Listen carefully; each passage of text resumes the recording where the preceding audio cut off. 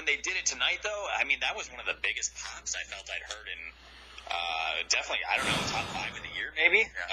That was insane. And both characters had been so flat lately that it was just a wise decision to put them back together because it's immediately working. I don't know if it's going to have long-term potential or what the idea is, but I'm interested in where this is headed. I am too. We had a house show report this weekend from Augusta, Maine. A house show report.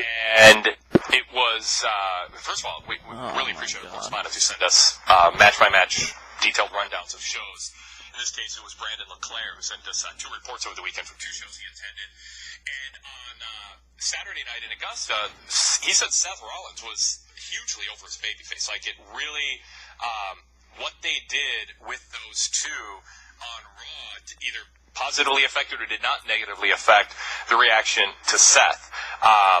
He reported in his correspondent update, I can't say enough about how well Seth Rollins came across as a babyface both nights.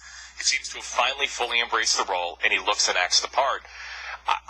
It's been, all week we've been talking, or last week we talked about, is Seth better off as a heel? Is he better off as a face? He sort of has a babyface in-ring style, but promo-wise, it's been a struggle.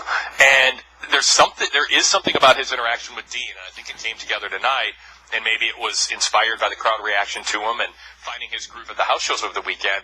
It seems like the answer for now, it doesn't mean they won't eventually, we're not going to get an Order of Hogan thing where there's a turn, but for now, it looks like Seth is going to probably be very popular alongside Dean and get to be an effective babyface, something he's struggled with ever since, Hunter and Steph dumped him, and he whined about it for a long time.